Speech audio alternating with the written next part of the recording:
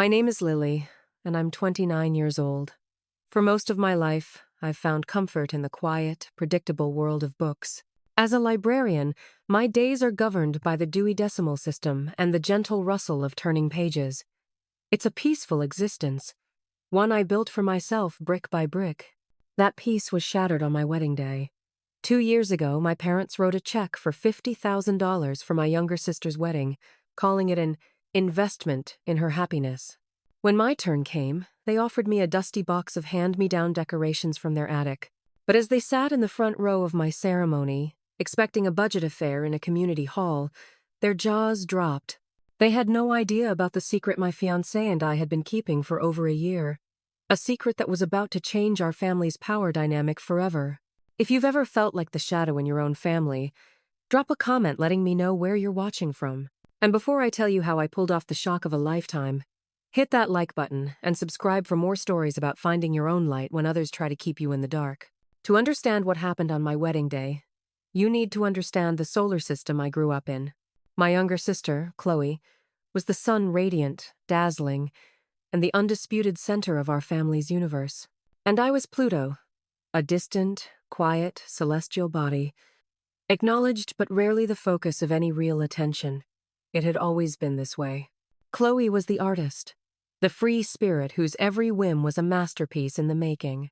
I was the practical one, the responsible one, labels that sounded like compliments but were really just justifications for why my needs were always secondary. The pattern was set early and cemented with finances. When it was time for college, Chloe declared she wanted to attend a prestigious, out-of-state private art school with a tuition that made my father's eyes water. But Chloe's dreams were not to be questioned. My parents took out a second mortgage on their home. "It's an investment in her future," my mother would say, her voice filled with pride. "She has a gift." A year later, when I was accepted into the state university's highly ranked library science program, the conversation was starkly different. "That's wonderful, honey," my father said, patting my hand. "It's a very sensible career. You're so smart you'll have no trouble getting scholarships and student loans." There was no talk of a second mortgage for me. No discussion of investment. It was simply expected that I, the practical one, would find a practical way to fund my practical dreams. And I did. I worked 2 jobs throughout college, serving coffee at dawn and shelving books at dusk. I applied for every scholarship I could find and graduated with honors, a mountain of student debt, and a deep, unspoken understanding of my place in the family. The message was clear.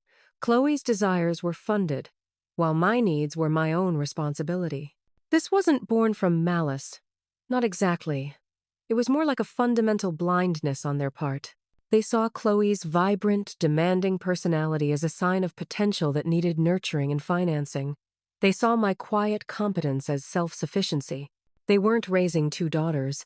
They were funding one project and assuming the other would assemble herself. The disparity continued after graduation. For her 22nd birthday, Chloe, who had moved back home after deciding the corporate art world was too stifling, was given a brand new convertible. It was cherry red, a stark symbol of her status parked in the driveway. My gift for graduating with a master's degree was the family's 10-year-old sedan, the one with a tricky transmission and a permanent scent of stale coffee. "It's reliable," my father had said, handing me the keys. "It'll get you from A to B." He was right, of course. It was practical. I never complained. Complaining felt futile, like arguing with the laws of physics. Chloe was the Sunday, I was Pluto. That was our orbit. I moved out, got my small apartment, and poured myself into my career at the city library. I loved my job. I loved connecting people with stories, helping students with research, and creating a safe, welcoming space for the community. I paid my bills on time, slowly chipped away at my student loans, and built a life that was quiet, stable, and entirely my own. I also met Alex. He was the opposite of everything I was used to. He was a software developer who came to the library for research on a historical coding project. He was quiet like me, but with a confidence that I lacked. He noticed things. He noticed the way I organized the reference desk, the passion I had for preserving old manuscripts, and the fact that I always wore a small, silver locket. He didn't see me as practical or sensible. He saw me as passionate, intelligent, and dedicated. For the first time, I felt like someone was seeing the real me, not the role I had been assigned. Our relationship was a quiet revelation. He was my safe harbor. With him, I didn't feel like a distant planet. I felt like the center of his universe. He listened when I talked about the subtle slights from my family, not with judgment, but with a quiet understanding that validated all the feelings I had suppressed for years. He celebrated my small victories at work and encouraged me to start a side project, a bookbinding and restoration service, which slowly began to gain a following. For 3 years, life was good. My relationship with my parents and Chloe settled into a familiar, low-grade hum of inequality. I was the reliable daughter who always showed up for holidays, remembered birthdays, and could be counted on to help them with their taxes or computer problems. Chloe was the exciting daughter whose life was a series of dramatic highs and lows that required constant parental intervention and financial support. I had made my peace with it, or so I thought. My world was Alex, my books, and the small, steady life we were building. I had my own son now. I didn't need to orbit hers anymore. But I was naive. I underestimated how deeply ingrained those old family dynamics were. And I had no idea that Chloe's next major life event would pull me back into that gravitational field with a force that threatened to tear everything apart. I just didn't realize how high a price they expected me to pay for her happiness. The moment that changed everything arrived on a crisp October evening. We were all gathered at my parents' house for our monthly family dinner, a tradition I upheld more out of duty than desire. Chloe arrived late, as usual, making a grand entrance with her boyfriend of 6 months, Derek. He was a personal trainer with bleached blonde tips and a smile that never quite reached his eyes. They were a perfect match, both obsessed with aesthetics and their social media presence. After the main course, Chloe stood up, clinking her fork against her wine glass. Her eyes were sparkling with a mixture of genuine excitement and a performer's flair. "Derek and I have some news," she announced, holding up her left hand. A diamond the size of a small ice cube flashed under the dining room lights. "We're engaged!" The reaction was instantaneous and explosive. My mother shrieked with joy, jumping up to hug Chloe so hard she nearly knocked her over. My father, a man not known for his emotional displays, had tears in his eyes as he shook Derek's hand, welcoming him to the family. It was a happy moment, and a part of me, the sister part, was genuinely happy for her. I stood up and gave her a sincere hug, congratulating them both. But as the initial chaos subsided and the conversation turned to wedding plans, that old, familiar feeling began to creep in the feeling of being an observer in my own family.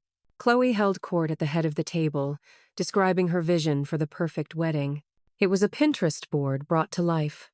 A rustic, chic barn venue, a custom-designed gown from a local boutique, a farm-to-table caterer, and a guest list of over 150 people.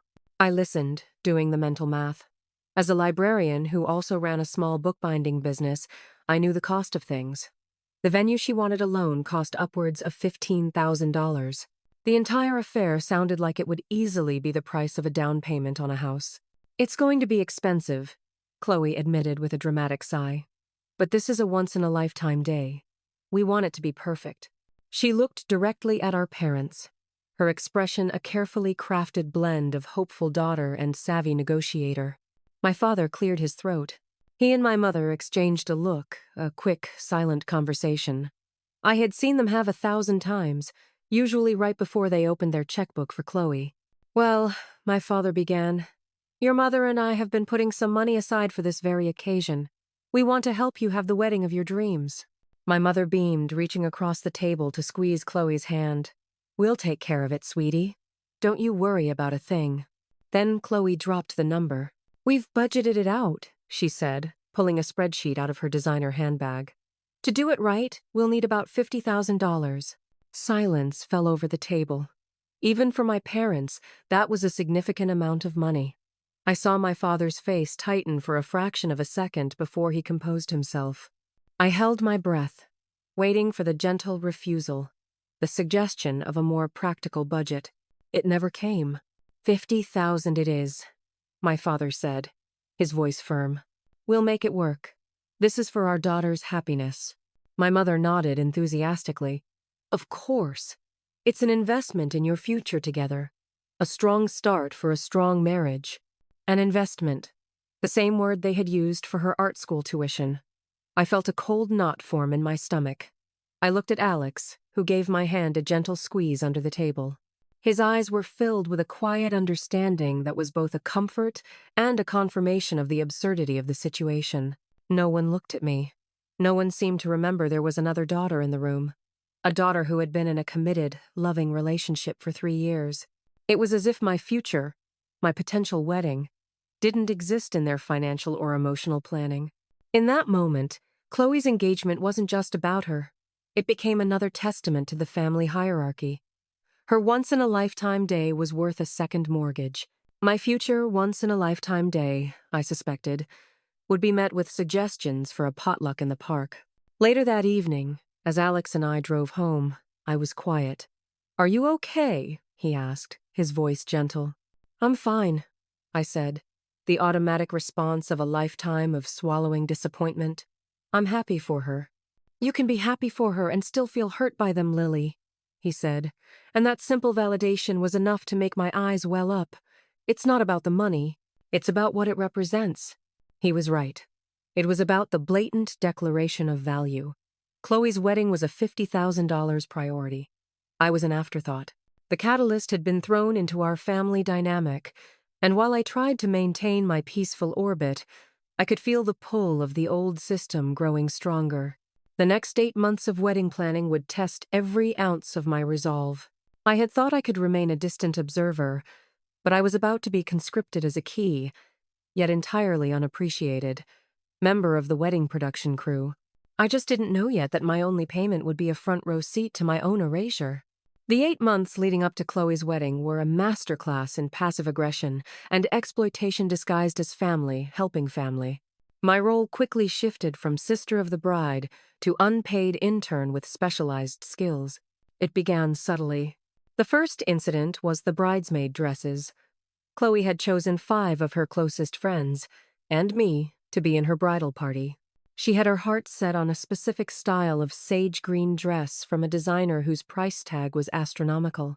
"I just can't ask everyone to pay $400 for a dress," she lamented over a group text. Then, she sent a private message just to me. "Lily, you're so good at research. Do you think you could find a good dupe online? Something that looks identical but costs, under $100? I spent 2 weeks of my evenings, after long days at the library, scouring the internet.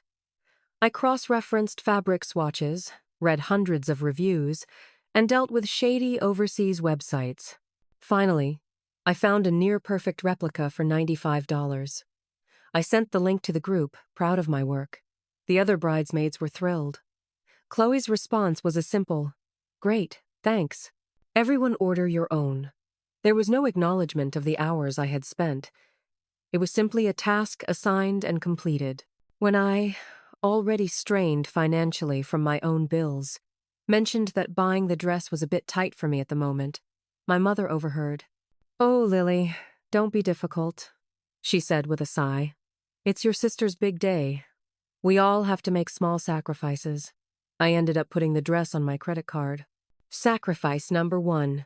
The next escalation came with the bridal shower. My mother and the maid of honor, a friend of Chloe's named Jessica, were officially in charge. However, it quickly became clear that my role was to be the event's financial and logistical backbone. My mother volunteered me to handle all the decorations and party favors. "You're so creative in a crafty, budget-friendly way," she'd said, which was a backhanded way of saying, "You're good at making cheap things look nice." She gave me a budget of $200 to cover decorations and favors for 50 guests. It was an impossible task.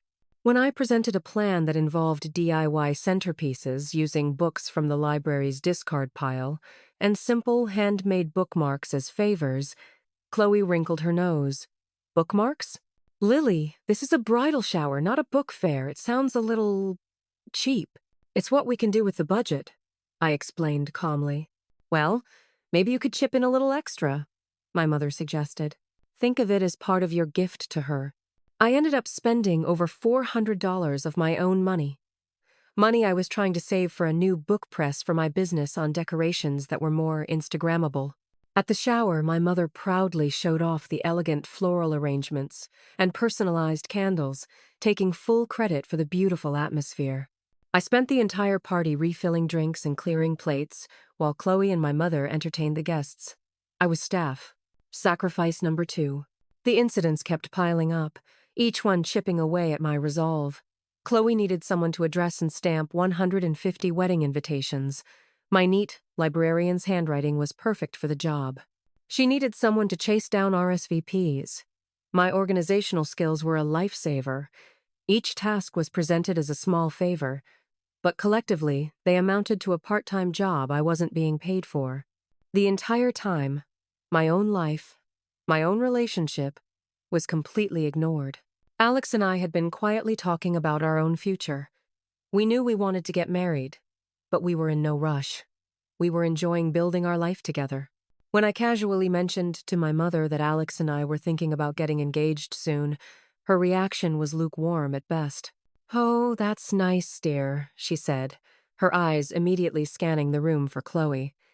"Just don't do anything before the wedding. We can't have you stealing Chloe's thunder." The idea that my happiness could somehow diminish her sister's was so deeply insulting, yet so perfectly in line with their worldview. Chloe's life was the main event. Mine was the B-plot, to be paused or edited as needed to serve the primary narrative. The final straw before the wedding was the cruelest. A week before the ceremony, Chloe called me in a panic. Her wedding planner had made a mistake, and the floral arrangements weren't going to be delivered to the venue. They needed to be picked up from a warehouse an hour outside the city. "Lily, I'm swamped with last-minute appointments," she wailed, "and Mom and Dad are hosting Derek's parents. You're the only one who can do it. You have to." I looked at my work schedule. The pickup time was right in the middle of my shift at the library. "Chloe, I can't," I said. "I'm working." I'd have to use one of my last vacation days for the year. Her voice turned icy. "So you're saying a day at your little library is more important than my wedding? After everything we've done for you?" I was speechless. Everything they'd done for me? The question was so disconnected from reality, it felt like a line from a play. I ended up caving, worn down by the emotional blackmail. I called my boss, made an excuse, and used a precious vacation day to drive a rented van to a dusty warehouse and carefully load hundreds of delicate, expensive flowers. Sacrifice number 3. That evening, I was recounting the latest saga to my best friend, Sarah, over the phone. I was trying to laugh it off, to frame it as just another "that's my family" story. But Sarah wasn't laughing.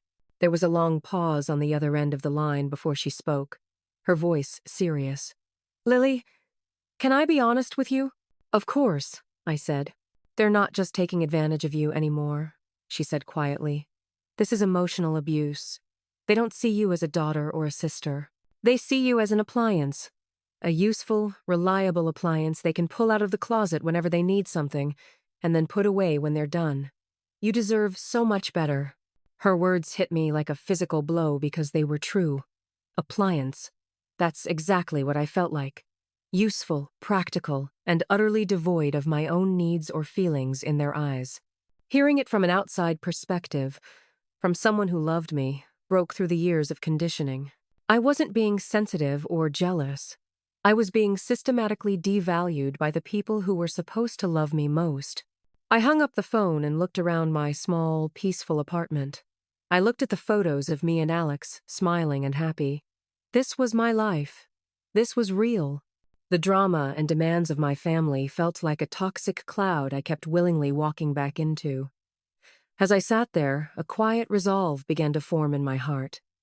The sacrifices had to end. I didn't know how, and I didn't know when, but something had to change.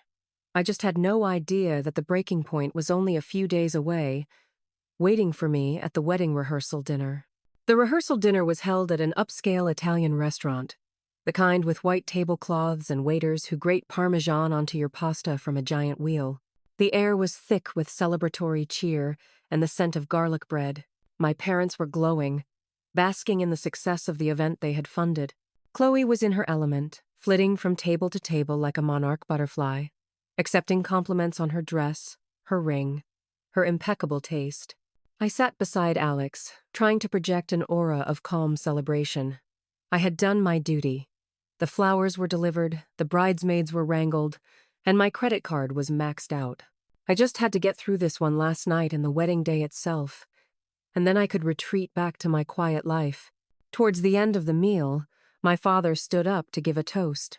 He raised his glass of champagne, his face flushed with pride and emotion. "To my daughter, Chloe," he began, his voice thick. "Ever since she was a little girl, she has brought so much light and color into our lives. She was always the one with the grand dreams, the big personality, the artistic soul." He went on for several minutes, recounting stories of Chloe's childhood, the time she painted a mural on her bedroom wall, the time she starred in the school play. Each story was a testament to her specialness, her brilliance. "We always knew she was destined for a beautiful life," he continued. "And we couldn't be happier to invest in this new chapter for her and Derek. We've given her the best start we possibly could, because she deserves nothing less." He then turned his attention to me, an almost forgotten afterthought. "And I want to thank my other daughter, Lily," he said, and I felt a flicker of hope. Maybe this was the moment of acknowledgement. "She's been such a tremendous help behind the scenes, so practical and organized. We couldn't have done it without her." He raised his glass. "To Chloe and Derek!" The room erupted in applause. I forced a smile, my cheeks burning. It wasn't just what he said, it was how he said it. I was the stagehand in the play of Chloe's life. My contribution was logistical, not emotional. I was the how, not the why. But that wasn't the moment that broke me. The real Jort Nook Tranley came later. After the toast, my mother came over to our table, her face alight with excitement. "Lily, I have the most wonderful idea," she said, pulling a chair over. "You and Alex have been together for a while now. When you two decide to get married, you should use Chloe's decorations. We're saving everything, the floral arches, the table runners, the fairy lights. It would save you so much money." She was beaming, genuinely believing she was making a generous, thoughtful offer. I stared at her, my mind struggling to process the layers of insult. She wasn't just offering me leftovers from my sister's $50,000 party. She was preemptively defining my future wedding as a second-hand budget event. She saw my wedding not as a unique celebration of my love for Alex, but as an opportunity to recycle Chloe's. "Mom," I started, my voice barely a whisper. "Alex and I would want our own wedding, with our own things." Her smile faltered. "Oh, don't be silly. Why reinvent the wheel? These decorations are beautiful and very expensive. It would be wasteful not to use them.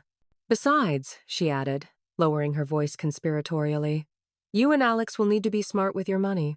A librarian and a software developer, you'll have to be practical." Practical. There was that word again. My label, my box, my cage. Alex, who had been silent until now, placed his hand on top of mine. "Susan," he said, his voice calm but firm, "I think when Lily and I get married, we'll want it to reflect us. But thank you for the thought." My mother looked taken aback by his gentle pushback. "Well, just think about it," she said, before getting up to mingle with other guests. The matter settled in her mind. I felt the room start to spin. It was the culmination of everything. The college fund, the car, the bridesmaid dress, the endless errands, the toast, and now this, the pre-packaged, hand-me-down future she had envisioned for me. They weren't just neglecting my wedding, they were actively planning its inferiority. In that moment, something inside me shifted. It wasn't a loud crack, but a quiet, clean break. The years of trying to earn their approval, of hoping for a crumb of the affection they showered on Chloe, it all just evaporated. Sarah's word echoed in my mind. Appliance. They would use me to set up Chloe's party, and then offer me the used paper plates for my own. I looked at Alex, and he saw it in my eyes. The change. The end of my patience. He gave my hand a reassuring squeeze. "It's okay," he whispered. "We've got this." He was right. We had this. Not me, alone, trying to navigate their dysfunctional solar system. We And in that moment, I knew I was done orbiting. I was done being Pluto.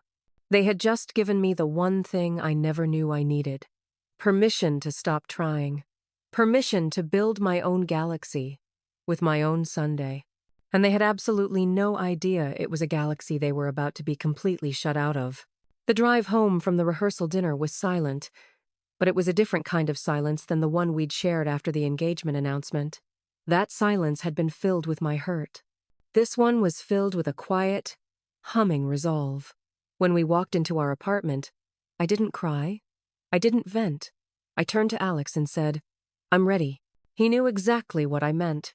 He smiled, a slow, warm smile that filled me with strength. "I'm ready too," he said. He walked over to his desk and pulled out a small velvet box. It wasn't a surprise. We had picked out the ring together months ago. A beautiful vintage piece with a sapphire the color of a twilight sky. But he had been waiting for the right moment, a moment that felt like ours, untainted by family drama. This, strangely, was that moment. "Lily," he said, kneeling down on the floor of our living room, surrounded by stacks of books. "I know this isn't the romantic proposal you might have dreamed of, but I can't imagine a better time to ask you to be my wife than right now, at the moment you've decided to choose your own happiness. Will you build a new galaxy with me?" Tears streamed down my face, but they were tears of joy and relief. "Yes," I whispered, 1,000 times yes. He slipped the ring on my finger, and it felt like an anchor in a stormy sea. This was real. This was what mattered. The next morning, we didn't call my family. We didn't post on social media. Our engagement was ours, a secret we held close. And that secret became the foundation of our plan. What my parents and my sister didn't know, what no one in my family knew, was the reality of Alex's financial situation. Because Alex was quiet and unassuming, they had slotted him into a box just as they had with me, a software developer. They pictured him in a cubicle, earning a modest, respectable salary.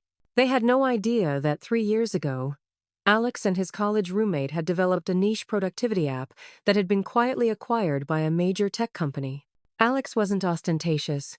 He still drove his reliable Honda, lived in our cozy but modest apartment, and preferred spending money on experiences and rare books rather than designer clothes. But he was, for all intents and purposes, a multi-millionaire. It wasn't something he hid, but it also wasn't something he advertised. He hated the way people treated him when they found out, so we had just not mentioned it. It never seemed relevant. Until now. That weekend we sat down and started planning. Not just a wedding, but a declaration of independence. "We're not going to use their leftovers," I said, a fire in my voice I hadn't felt in years. "We're going to have a wedding that is completely 100% us. Whatever you want, we can make it happen," Alex said, opening his laptop. "But we do it our way, quietly." And so, the counterplan was born. For the next 8 months, while I was being run ragged for Chloe's wedding, Alex and I were secretly planning our own. It became our secret project, a source of shared joy and excitement that counteracted the constant toxicity from my family. Our first call was to a wedding planner, a discreet professional named Isabella who specialized in intimate, elegant events. I explained the situation to her, not the family drama, but the desire for a beautiful, personal wedding without any outside interference. "We want it to be a complete surprise for our family," I told her. Isabella was thrilled by the challenge. A stealth wedding, she called it. I love it. We found the perfect venue. A historic, restored library with soaring ceilings, stained glass windows, and a private, walled garden. It was the complete opposite of Chloe's rustic barn. It was classic, timeless, and deeply personal to me. We booked it for a date 4 months after Chloe's wedding. We hired the best vendors in the city, a caterer known for their literary-themed menus, a string quartet that would play classical arrangements of modern songs, a photographer who specialized in candid, emotional shots. Every choice was a reflection of us. The theme was the first edition of our story. The invitations would look like library cards, and the table centerpieces would be stacks of classic novels tied with silk ribbon. The most important part was the dress. I found a small independent designer who worked with vintage lace.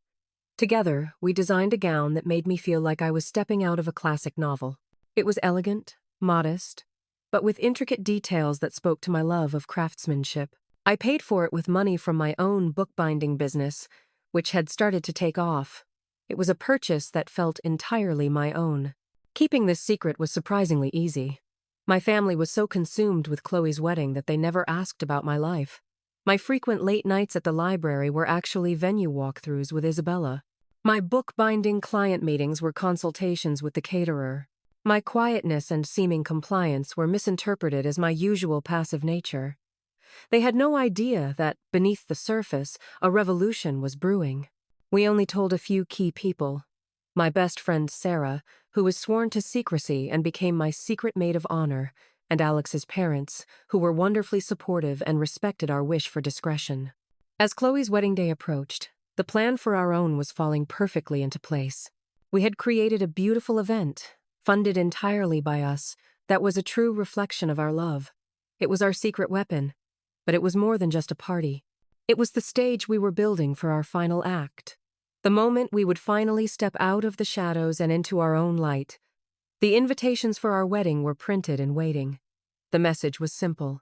My parents and Chloe wouldn't receive one in the mail. They would be invited in person, at the last possible moment, ensuring they would have no time to interfere, no time to criticize, and no time to do anything but witness the life I had built without them.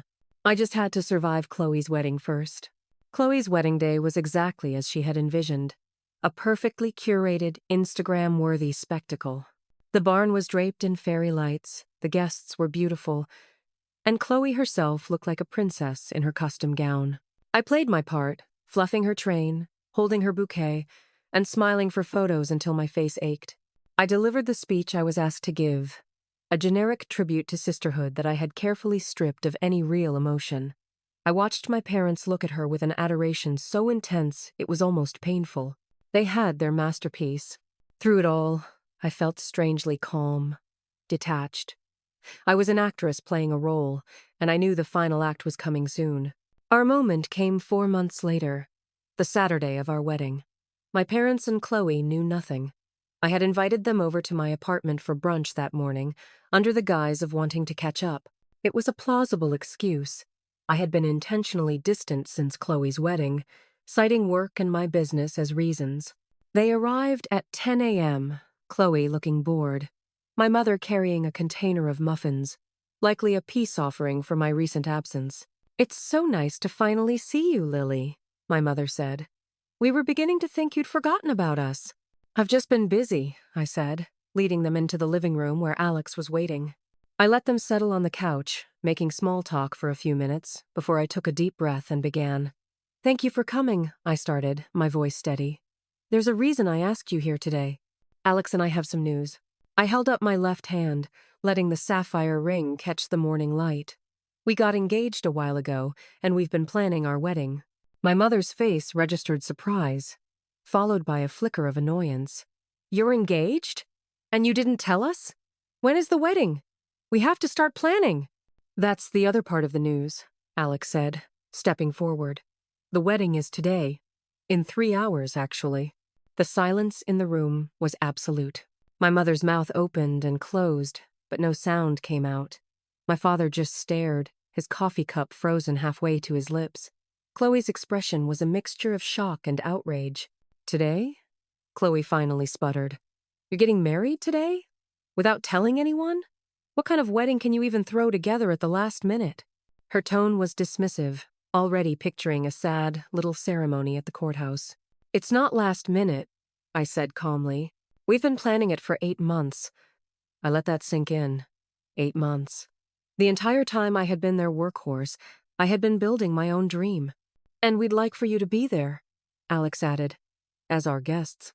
My mother found her voice, a high-pitched, wounded sound. "Guests? Lily, I'm your mother. I'm supposed to help you plan your wedding, not just show up. Why would you do this? Why would you shut us out?" This was the moment. The confrontation I had been both dreading and anticipating. I looked at her, not with anger, but with a profound, sad clarity. Because you showed me exactly how you would have helped, I said, my voice quiet but unshakable. You would have offered me Chloe's leftover decorations. You would have called my dreams impractical. You would have told me to be smart with my money while signing a $50,000 check for my sister. You made it very clear what you thought my wedding and my happiness was worth. My father finally spoke, his voice gruff. That's not fair, Lily. We just wanted to help Chloe have a good start.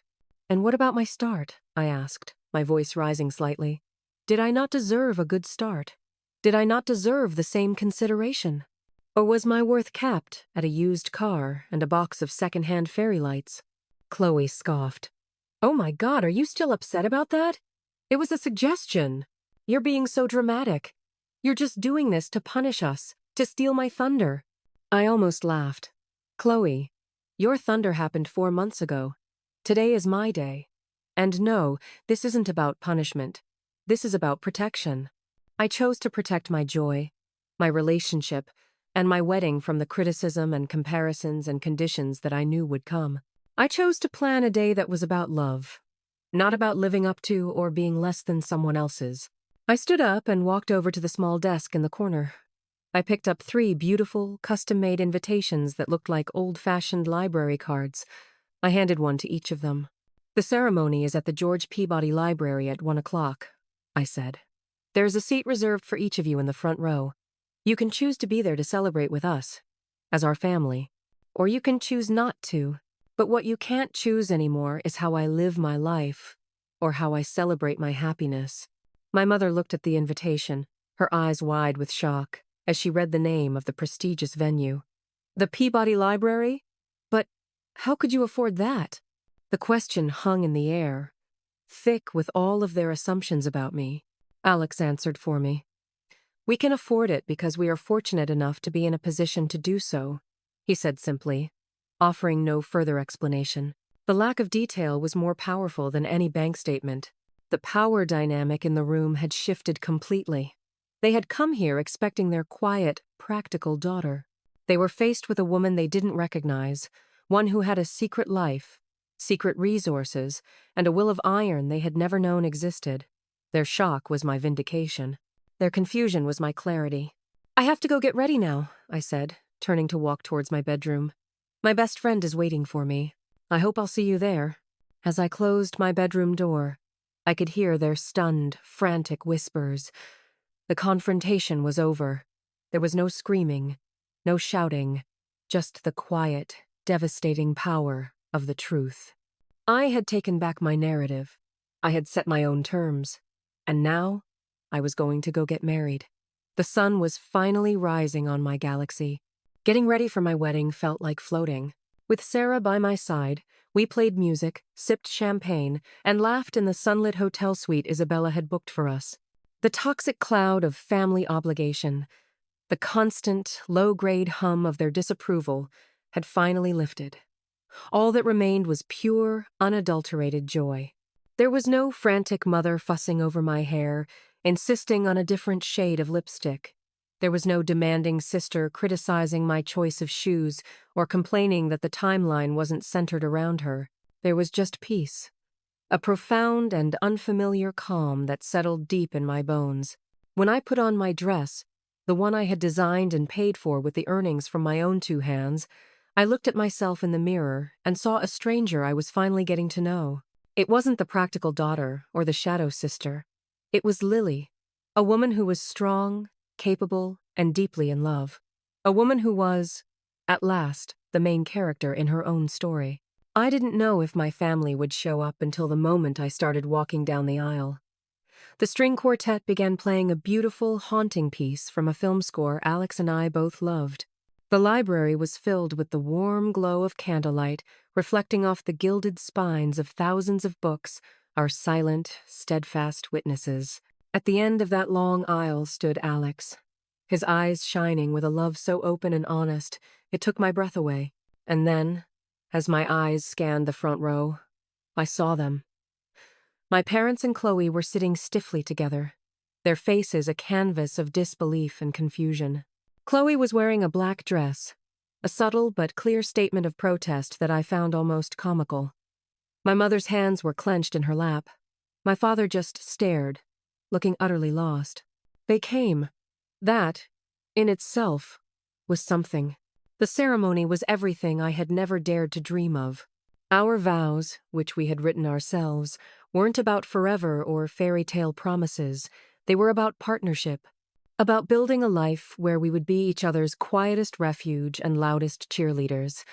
A life based on respect, trust, and seeing the magic in the ordinary.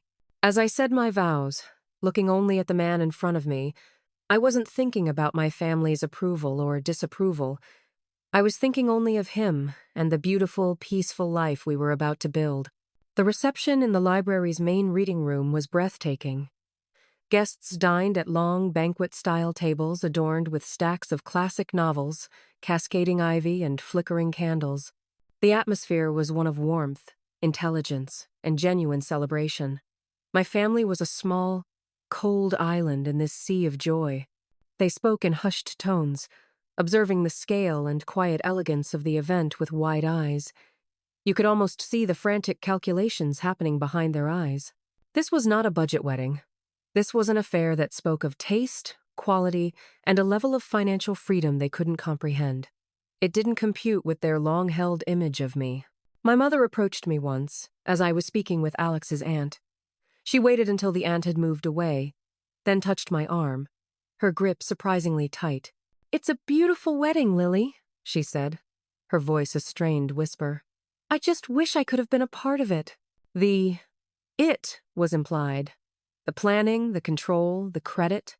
"You are a part of it, Mom," I replied gently but firmly, not allowing a hint of apology into my tone. "You're here. The boundary was implicit. Your role is to be a guest. Nothing more." She flinched, a flicker of hurt in her eyes, but she nodded and walked away. Chloe avoided me for most of the night.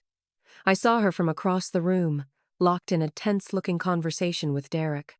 Later, I saw her talking to some of our cousins, her expression animated and, I could only assume, filled with indignation. My wedding, by its very existence and elegance, was a direct challenge to her status as the Sunday. For the first time, our family had a major event that wasn't about her, and she was adrift without her gravitational center. The most telling moment came during the speeches. My best friend Sarah gave a beautiful, heartfelt toast about our long friendship and how happy she was to see me with Alex, a man who saw the poetry in her prose. Then, Alex's father gave a warm, welcoming speech, officially calling me his daughter and sharing a funny story about Alex as a child. The room was filled with laughter and warmth. My own father remained seated, silent. He hadn't been asked to speak, and he didn't offer. There was nothing to say. His grand tribute had already been given, 4 months prior, to his other daughter. His silence now was more eloquent than any speech he could have possibly given. It was an admission of the disparity he had never been able to see. As Alex and I left the reception that night, walking through a shower of lavender thrown by our friends and loved ones, I felt a profound sense of release. I had done it. I had survived. And I had triumphed. Not by being louder or more demanding, but by quietly building a life so full and beautiful that their opinions no longer had the power to diminish it. We spent 2 weeks in a secluded cabin in the mountains of Vermont, a honeymoon filled with hiking, reading by the fire, and talking for hours on end. For the first time in my adult life, I didn't feel the need to check my phone, bracing myself for a text message demanding a favor or laden with guilt. The release from that constant, low-grade anxiety was a physical sensation, like a tight band around my chest had finally been loosened. When we returned, the reality of our new dynamic set in.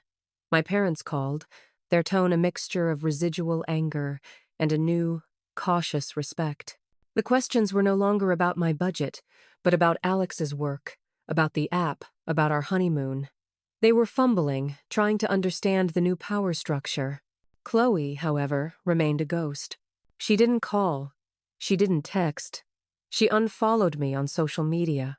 My wedding had been a blow to her ego from which she couldn't easily recover.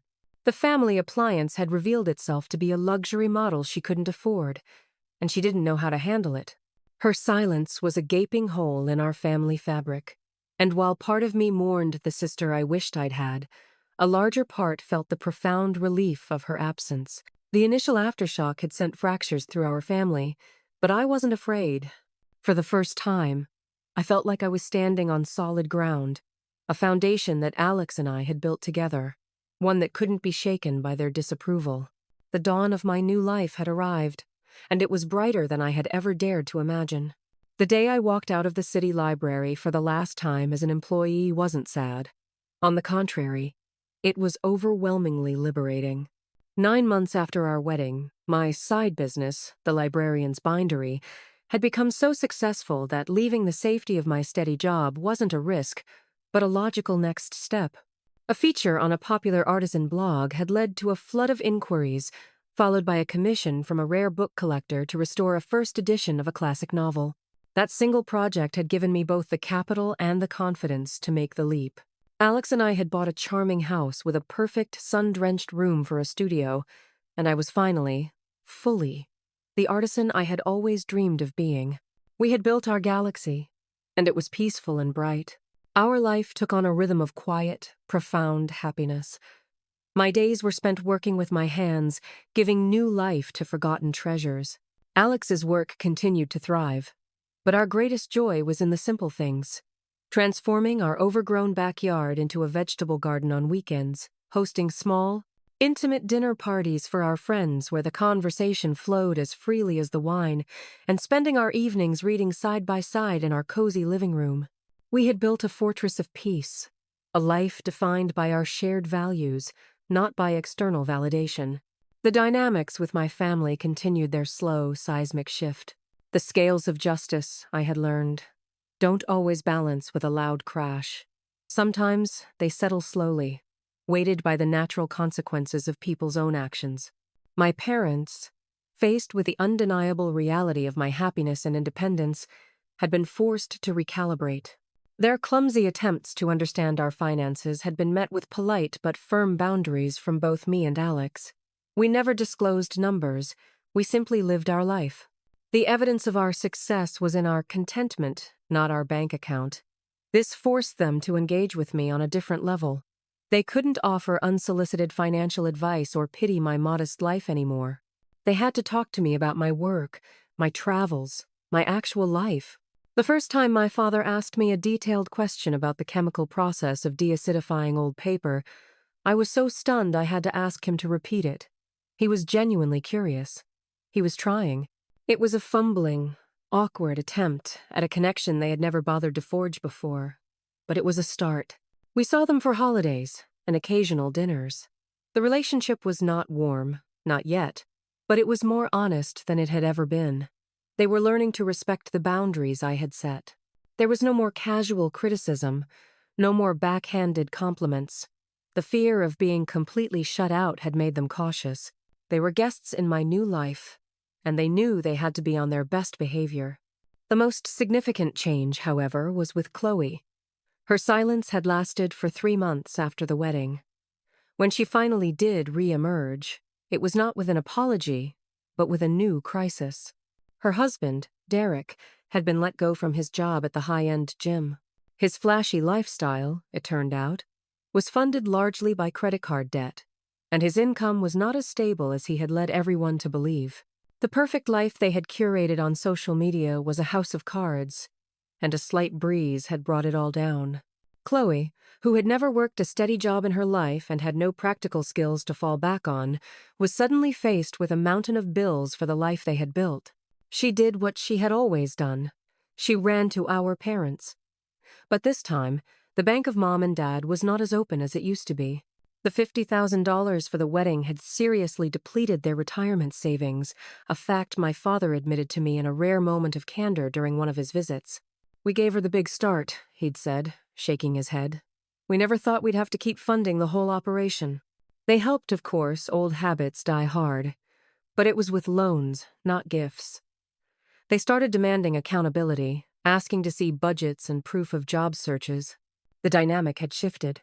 She was no longer their precious investment, but a liability they had to manage. Without me in the background to absorb the emotional and logistical overflow to run the errands, offer the free labor, and be the silent repository for all their complaints, the full weight of Chloe's drama fell squarely on my parents, and they were beginning to buckle under the strain. I heard through a cousin that Chloe and Derek were fighting constantly, the stress of their financial situation exposing the shallow foundations of their relationship. The perfect couple, it seemed, was not so perfect without a steady stream of external funding and an unpaid assistant managing the details. I saw Chloe once, unexpectedly, at the grocery store. She was in the checkout line ahead of me, arguing with the cashier because one of her credit cards had been declined. She looked thinner, the radiant glow I had envied for so long replaced by a brittle tension. Her designer handbag looked out of place next to the generic brand items in her cart. She didn't see me, and I slipped into another line, my heart pounding with a strange mix of pity and detachment. The reversal of our lifelong roles was stark, and it left me feeling profoundly sad for the sister I wished she could have been. A few weeks later, my mother called me, her voice strained and tired. "Chloe and Derek are separating," she said, the words heavy with defeat. "He moved out this morning. She's moving back home just for a little while. She's a mess, Lily. She needs her family." The old me would have dropped everything. The old me would have seen this as my cue, my chance to finally be the hero, the one who picked up the pieces. But the new me, the one who had spent the last year building a life based on self-respect, paused. "I'm sorry to hear that, Mom," I said, and my voice was full of genuine sympathy. "That must be very difficult for her. Please tell her I'm thinking of her and I hope she's okay." It was a clear, kind, and immovable boundary. I would offer emotional support from a safe distance. I would not be pulled back into the vortex. I would not sacrifice my peace to manage her chaos. My mother was quiet for a long moment, and I could hear the silent calculation, the brief flicker of a hope that I would offer more. Then, with a sigh, she simply said, "Okay, honey, I understand." And she did. The lesson was finally sinking in. My life was no longer a resource to be tapped for Chloe's benefit. My peace was my own, hard-won and fiercely protected. The justice I had found wasn't about revenge or seeing my sister fail. It was the quiet, profound justice of living well, of building a life so full of my own light that it was no longer possible for me to live in anyone else's shadow. As I sit here now in my studio, the late afternoon sun casting long shadows across my workbench, I often think about the journey that brought me to this place of peace. It wasn't the lavish wedding that changed everything. That was just the grand finale. The real change happened quietly, internally, on the night of that rehearsal dinner, when the accumulated weight of 1,000 small cuts finally broke through my conditioning. It was the moment I gave myself permission to stop auditioning for a role I was never going to get. The role of the equally loved daughter. The greatest lesson I learned was not about my family's flaws, but about my own complicity in my own unhappiness. For years, I had accepted the role they gave me. I believed I was the practical one, the quiet background character. I had confused my competence with a lack of desire, and their neglect with my own self-sufficiency. I thought that by being helpful and undemanding, I was keeping the peace, being the good daughter. What I was actually doing was teaching them, over and over, that my needs didn't matter. I was meticulously building my own cage, and then wondering why I felt so trapped.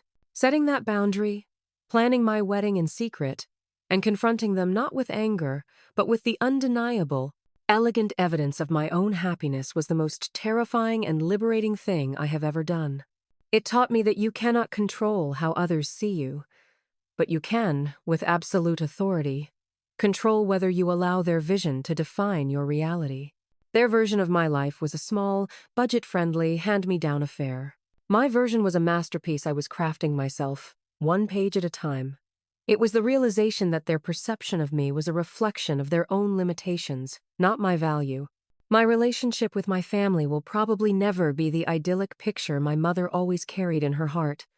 There is still a distance, a scar tissue that reminds us of the old wound, but it is more real, more honest.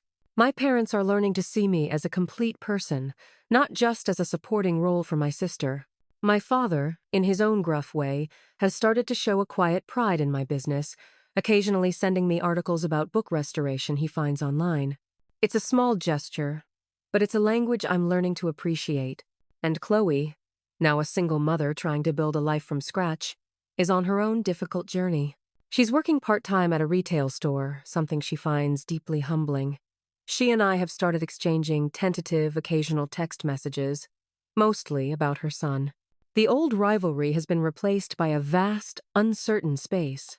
Perhaps, in time, we can build something new in that space. A relationship based not on competition, but on a shared, complicated history. I hope so, for her sake and for her son's. But my focus is no longer on fixing them. My focus is on nurturing the life Alex and I have built. A life based on mutual respect, shared passions, and the quiet understanding that true value isn't measured in dollars spent or parties thrown, but in moments of genuine connection. My parents thought they were giving my sister a $50,000 head start. What they unintentionally gave me was something far more valuable: the motivation to find my own worth, completely independent of them. The money revealed the truth of their priorities, but their shock on my wedding day revealed the truth of my own strength. My life now is rich in ways that have nothing to do with a bank account. It's rich with purpose from my work, rich with love from my husband and our circle of friends, and rich with the hard-won peace that comes from knowing your own worth. Perhaps most importantly, I have quiet. The constant, low-grade anxiety of anticipating the next demand, the next slight, the next act of erasure that is gone. In its place is the gentle, steady hum of a life in harmony with itself. I am no longer a distant planet in someone else's solar system. I am the co-creator of my own. Have you ever had to make a bold move to change your family's dynamic? What did you learn from the experience? I would love to hear your stories in the comments below. If this story resonated with you, please hit that like button and subscribe to hear more real-life lessons about setting boundaries and finding your own power. Remember to share this video with someone who might need to hear that their story deserves to be the main event, not a footnote in someone else's. Thank you for listening, and may you always have the courage to write the first edition of your own beautiful story.